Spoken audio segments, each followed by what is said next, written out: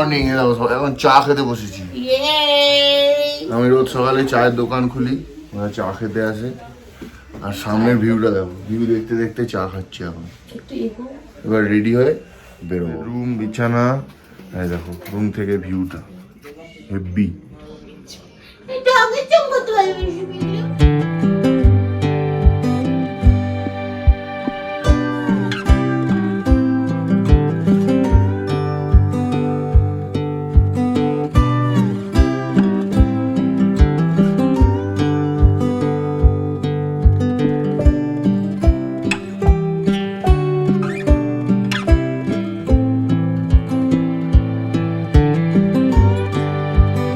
সেটাই আছি Pinus hotel. এখানে প্রত্যেক কটা রুমের সাথে এরকম বারবিকিউ এর জায়গা, চেয়ার টেবিল আছে। এখানটা বসে আরাম করে তোমরা এনজয় করতে পারো।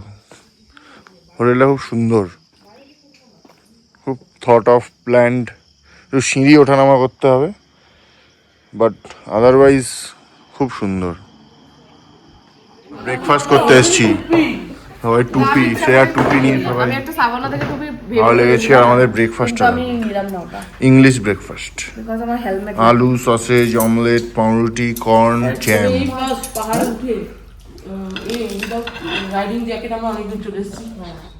সঞ্জয় সঞ্জয় সঞ্জয়। এটা হচ্ছে পাইনাস হোটেল, দারুণ হোটেলটা। এবার আমরা আসছি, এবার যাব আমরা পোখরা। আমাদের ফুল ব্যাটালিয়ন বেরোচ্ছে এখন। এই হচ্ছে আমাদের ফুল টিম।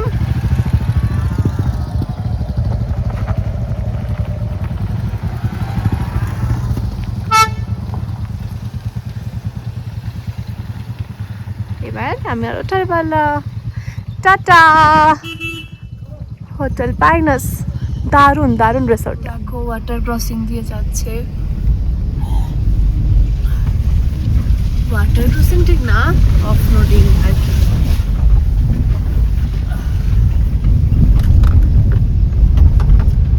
হঠাৎ করেই একটা প্যাচ এসছে অফ রোডে, আবার ঠিক হয়ে গেছে রাস্তা। ফাইনালি আবার একটা অফ রোড যাচ্ছে। এই ব্রিজটা এখনো তৈরি হয়নি, সেজন্যই অফ রোড দিয়ে যেতে হচ্ছে। ভালোই অফ রোড এটা।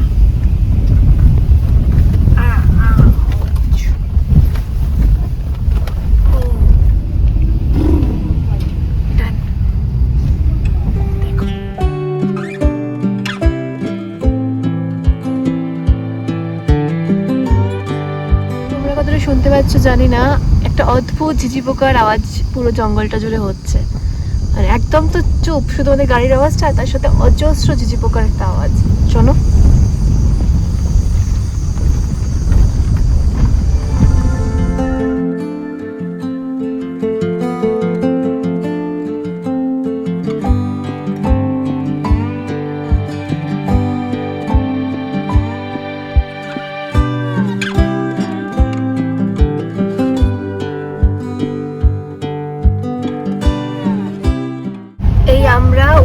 উঠবো এবার NH03-তে। এতক্ষণ পাহাড়ি রাস্তায় ভেতর দিয়ে আসছিলাম, আর এরপরে হাইওয়েতে উঠছি। এই যে NH03 শুরু হচ্ছে এখান থেকে, এই ব্যাগটা থেকে। এই যে আমরা উঠে গেলাম NH03-তে। এবার সোজা রাস্তা হাইওয়ে। এটা হচ্ছে কাঠমান্ডু পোখরা হাইওয়ে। উঠলাম বটে, কিন্তু রাস্তার অবস্থা কিন্তু মোটেই ভালো নয়। সবে শুরু করছি, খুবই বাজে অবস্থা, ফুল অফ রোড আর প্রচন্ড ধুলো। সামনে তোমরা দেখতে পাচ্ছ ধুলো, কিছু দেখাই যাচ্ছে না।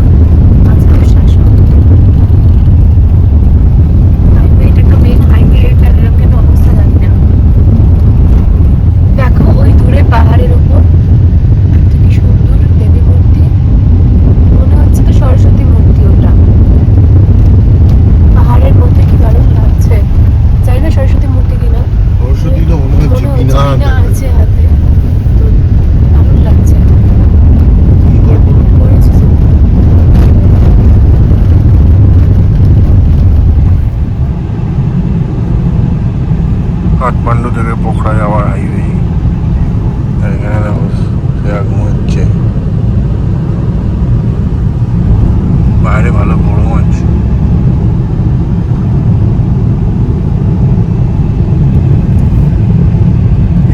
যেতে যেতে হাইওয়ের ধারে গলধি ভোজনালয়, এখানে আমরা মোমো খেলাম, দারুণ ছিল মোমোটা। আর সবাই আবার রেডি হচ্ছে, আবার আমরা পোখরার দিকে যাব। পাহাড়ে এসে মোমো খাবো না তা কি হয়? এরকম সবাই পার্সোনাল মোমো নিয়ে বসে পড়েছে। ডিস্টার্ব করবি না, পার্সোনাল মোমো খাচ্ছে। রিভিউ, ফার্স্ট মোমো খেলো। চলো আমরাও খাবো। পুরো নদী, এই রাস্তা নেমে গেছে শিবকের মতো। কাঠমান্ডু থেকে পোখরা হাইওয়ে, আমরা যে মাঝ রাস্তা থেকে মোটামুটি যে রাস্তা দিয়ে এসে পোখরা হাইওয়েটা ধরেছি, তার 50-60% রাস্তা এইরকম অবস্থা। রাস্তা চওড়া করার জন্য কেটেছে, কিন্তু তারপর আর রাস্তা বানাতে হতে পারে, এই অবস্থা রাস্তা। তখন থেকে এইরকম অফরোডেই চলে যাচ্ছে, কোনো রাস্তা ঠিক নেই, কোনো রাস্তা ঠিক নেই, প্রচন্ড বাজে রাস্তা। রাস্তার কোনো মা বাবা নেই। একটা স্টেট ন্যাশনাল হাইওয়ে, নেপালের সব থেকে বড় দুটো শহর কাঠমান্ডু আর পোখরাকে কানেক্ট করছে, সেই রাস্তাটা 200 কিলোমিটার যেতে 6 ঘন্টা দেখাচ্ছে। তাও আমার মনে হয় তার থেকেও বেশি লাগবে। পুরো রাস্তাটা একদম ক্ষত বিক্ষত, এর থেকে লাদাখের রাস্তা বেটার আমি বলবো।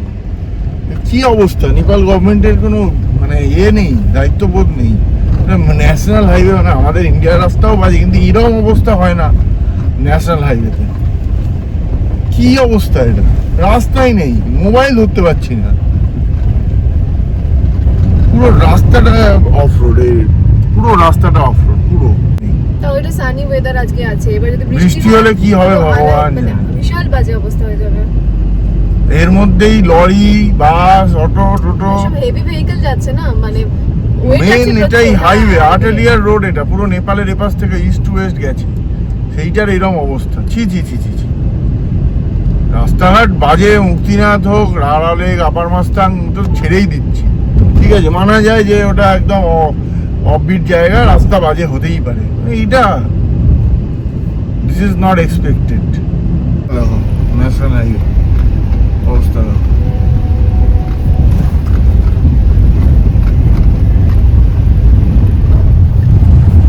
এই দেখো একটা ব্রিজ, এটার উপর দিয়ে আমরা এখন যাচ্ছি। নিচে একদম খরস্রোতা নদী, পাশে আরেকটা ব্রিজ আছে, ওটা বোধহয় পুরনো ব্রিজ, এটা এখন নতুন, জানি না ঠিক আমি।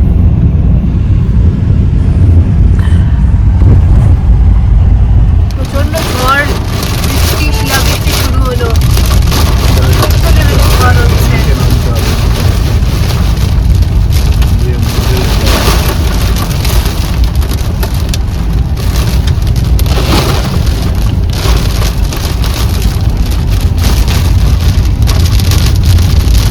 হঠাৎ করে ওয়েদারটা কিরকম চেঞ্জ হয়ে গেল। আমাদের বৃষ্টি হয়, কিন্তু ঝড় হচ্ছে দেখিনি। কি জোরে বৃষ্টি পড়ছে, আর টপ টপ করে শিলগুলো পড়ছে,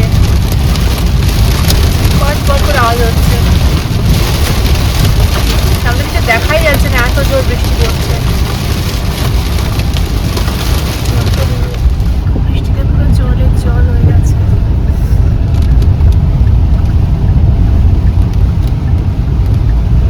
ওয়েলকাম টু আইনা পাহাড়া। এখানে একটা সুন্দর ওয়াটারফল আছে।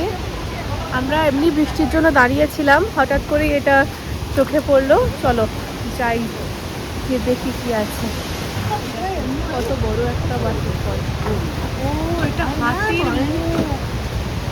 ও আচ্ছা, এই জন্য আয়না পাহাড়া, হাতির মুখ রয়েছে এখানে। বাহ, দারুণ।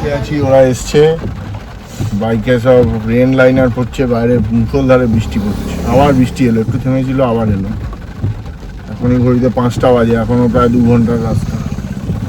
কখন পৌঁছবো কে জানে, দেখা যাক। আবার পরে একটুখানি এসে বৃষ্টি হচ্ছিল, তারপর রাস্তাটা এখন একটু বেটার হয়েছে, একটা 4 লেন হাইওয়ে মতো এসছে। পেছনের রাস্তাটাও এরমই করার চেষ্টা করেছিল, প্ল্যান ছিল, কিন্তু হাফ রাস্তা করে। এখন রাস্তার ওপর বৃষ্টি পড়ে যে পুরো ধোঁয়া উঠছে।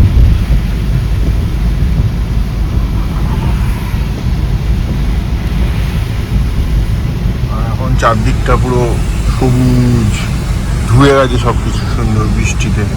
ওটাই বৃষ্টি ভাগ্য, যেখানে যায় বৃষ্টি হয়।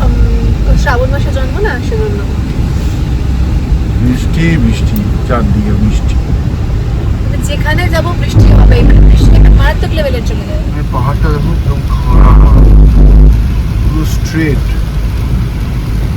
আরো একটা বাইক আর এখানে রাস্তায় রাস্তায় উপর থেকে পাথর পড়ে আছে বড় বড়, গাড়ির ওপর পড়লে পুরো শেষ। দেখো যেমন উপরে দেখো কত উঁচু উঁচু পাহাড়, দেখেছো? উপরটা পুরো খাড়া পাহাড় এখানটা। পোখরা চলেই আসছে আর কিছুক্ষণের মধ্যে। তো আমাদের আজকে প্ল্যান ছিল দুপুর দুপুর যদি পোখরা পৌঁছে দাও, কিন্তু মনে হচ্ছে তো 7টা-8টার আগে পোখরা ঢুকতে পারবো না। এখন 67 কিলোমিটার পোখরা, আর আমাদের হোটেল হচ্ছে 70 কিলোমিটার। চলো, কাঠমান্ডু থেকে পোখরার হাইওয়েটা এই এখন যেরকম রাস্তা দিয়ে যাচ্ছি, এইরকম যদি পুরোটা হতো আমরা এতক্ষণে হোটেল পৌঁছে। এখানে বান্দিপুর কেবিল কার, এখানে রোপওয়ে চলছে দেখলাম। এখানে আমি যেটা লক্ষ্য করছি সেটা হচ্ছে চার্জিং স্টেশন, মানে এই ইলেকট্রিক কারের চার্জিং স্টেশন কিন্তু প্রচুর রয়েছে। এই জন্য এখানে ইভিও প্রচুর চলছে, অসুবিধা হচ্ছে না। মানে আমাদের ওখানে যেটা একটা সমস্যা যে চার্জিং স্টেশনটার খুব বেশি নেই, একটা ইভি চালানোতে গেলে একটা টেনশনের ব্যাপার চলে আসে কোথায়।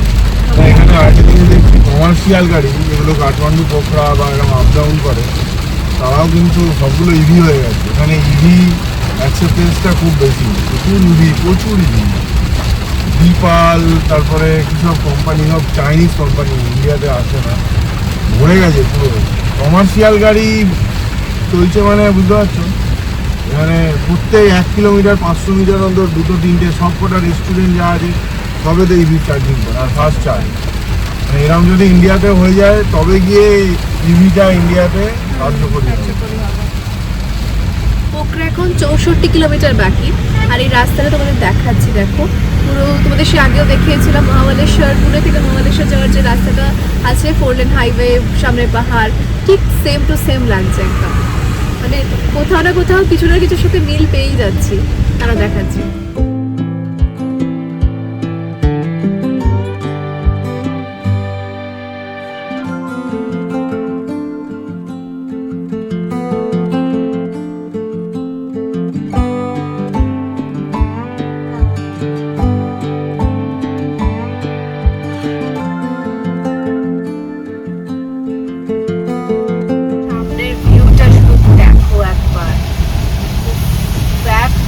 এরকম একটা সুন্দর ভিউ, দারুণ দারুণ।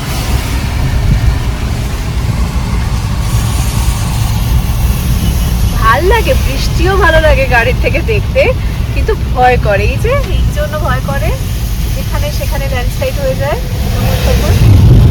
আর বৃষ্টি সুন্দর কিন্তু ভয়ঙ্কর, মেঘগুলো এরকম পাশে চলে এসেছে, হেভি লাগছে, দারুণ দারুণ।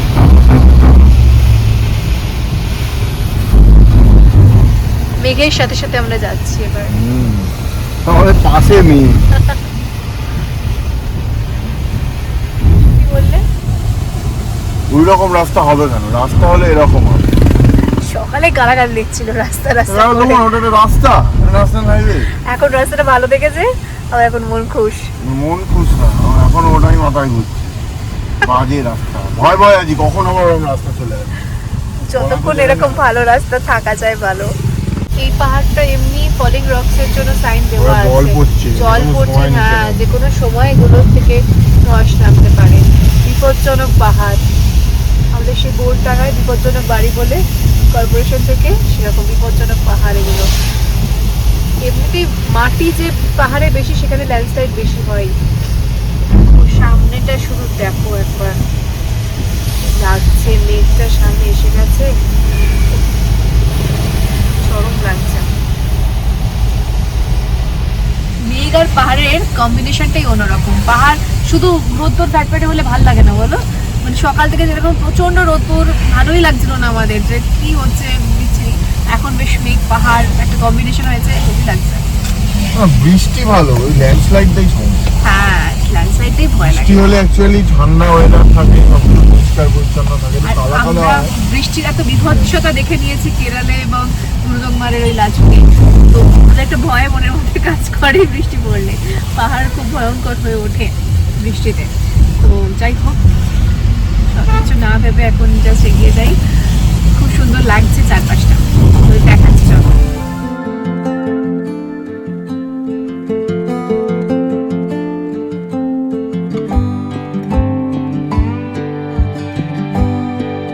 গাড়ি রোড সাইডে, আর এই একটা জায়গায় আমরা থালি খাচ্ছি, চিকেন থালি। এক জায়গায় তরকারি, শাক সবজি, ডাল আর চিকেন।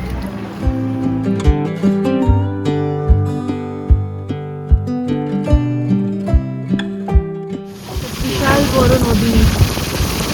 এই নদীটা যখন ফুল ফর্মে থাকে, এই পুরো জায়গাটা কভার হয়ে যায়, ফ্লাইট হয়। তো বিশাল বড় ব্রিজটা রয়েছে, ক্রস করবো না ব্রিজটা ক্রস করবো আমরা। পাশে আর একটা কনস্ট্রাকশনও হচ্ছে কিছু, অবস্থাটা দেখো, কনস্ট্রাকশন হচ্ছে দুপাশটা। রাস্তাটা তো যাতা অবস্থা। এই রাস্তা খারাপ হলে ভিডিও করে যে কি বিচ্ছিরি অবস্থা হয়ে যায়, হাতটা এত কাঁপে যে মাদি রিভার, এই রিভারটার নাম এটা হচ্ছে মাদি নদী। মাদি নদী পুল, এই হচ্ছে মাদি নদী, আর এই হচ্ছে ব্রিজটা। আর ওদিকে খুব পুরনো কনস্ট্রাকশন কি করছে জানি না এটা, তবে একটা কনস্ট্রাকশন নতুন হচ্ছে। ব্রিজ করছে। কিন্তু পুরনো পুরনো লাগছে ব্যাপারটা, অনেকদিন হয়তো করছে, অনেকদিনের কাজ চলছে, কিছু হবে। যাই হোক, নদীটা কিন্তু বেশ চওড়া বড়। মাদি রিভার। আমরা চলেছি পোখরার পথে। হয়ে গেছে অফরোড। বলতে একটু আগে বলছিলাম না যে ভালো রাস্তা হয়ে গেছে, দি এন্ড। এই যে তোমাদের বলছিলাম না চার্জিং স্টেশন, এই দেখো এগুলো সব চার্জিং স্টেশন। দেখো এই রাইডাররাও ওয়েস্ট বেঙ্গল থেকেই এসছে, ওয়েস্ট বেঙ্গলের গাড়ি। দেখো শুধু সামনেটা একবার দেখো, ভালো লাগে বলো এরকম রাস্তায় গাড়ি চালিয়ে। বিশাল চওড়া ভ্যালি, এটা আবার ওই কুলু মানালি কুলুর জায়গাটার মতো। হ্যাঁ দূরে রাইট, উঁচু কুলু উঁচু কুলু পাহাড় টাইপের। আর চওড়া এখান দিয়ে হাইওয়ে।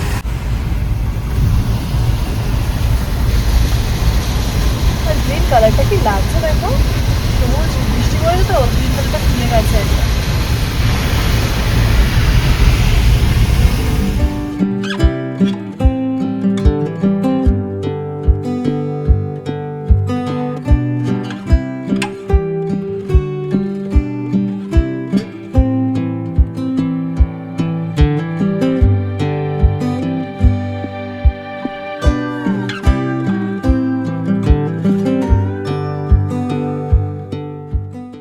দেখো একদম নদীর ধার দিয়ে দিয়ে রাস্তা, আমাদের পাশেই নদী যাচ্ছে।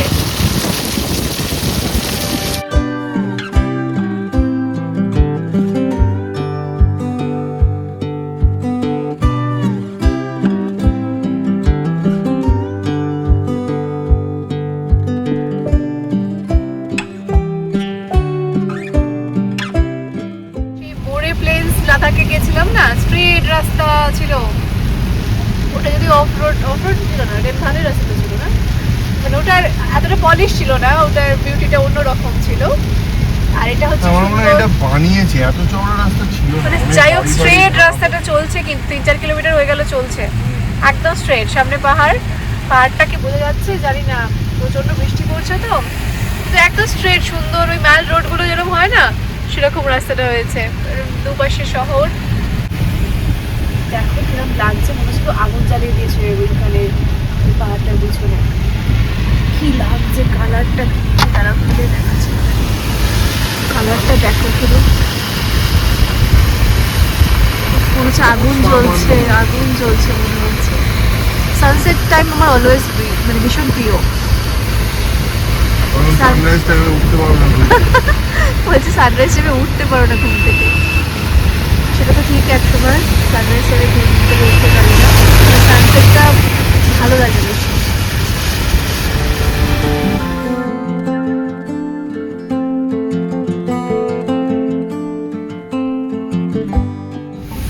লাগছে সামনেটা, আমি বোঝাতে পারবো না, ফোনে কোনোভাবেই জাস্টিস হবে না। দাঁড়িয়েছি রাস্তায় আর ওইখানে পুরো বরফের পাহাড়টা দেখা যাচ্ছে, পুরো সূর্যের আলোয় হলুদ, অসামান্য লাগছে। দেখো কি, আমি জীবনে এরকম দৃশ্য দেখিনি। দেখো এটা পুরো বরফের পাহাড় আর পুরো হলুদ। ক্যামেরায় অতটা আসছে কিনা আমি জানি না। এইবার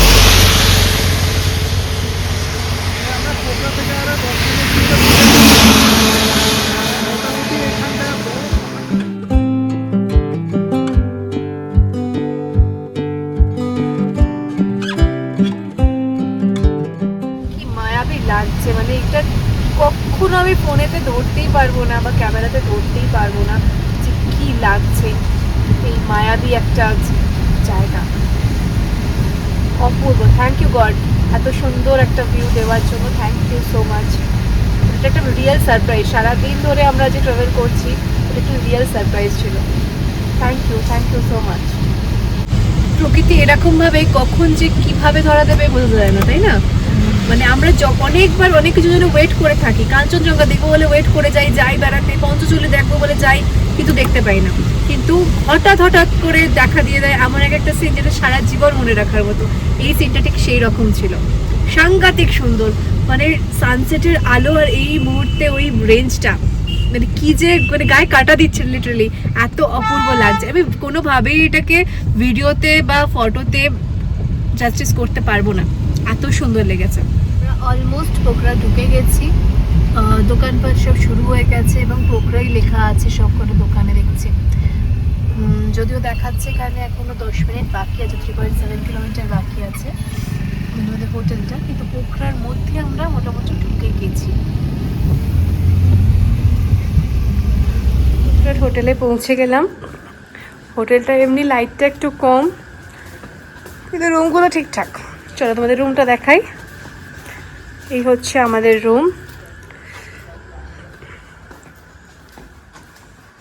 এখান দিয়ে ভিউ আছে, ভিউ নেই তা না, ভিউটা পাবে, কিন্তু এখন অন্ধকারে কিছু দেখা যাচ্ছে না। আর বাথরুমটা আমি খুঁজে পাইনি প্রথমে, এই হচ্ছে বাথরুম, দরজার পিছনে ছিল। যাই হোক, মোটামুটি রুমটাও ঠিকঠাক আর কি, খুব হাইফাই নয়, বাট চলে যাবে। এটা ব্যালকনি, আর এইখানে এই হোটেলটা ভীষণ গার্ড করে দিয়েছে। ওটা দেখতে সুন্দর, কিন্তু গার্ড করে দিয়েছে ভিউটা আমাদের অনেকটাই। তো এটা বেশ সুন্দর ভিউ আছে এখানটায়। অন্ধকার এখন দেখা যাচ্ছে না, প্রচণ্ড মেঘ ডাকছে। আর আমাদের বাকিদের রুমগুলো সব পরপর গেছে আর কি, মানে পরপর 4টে রুম আমাদের।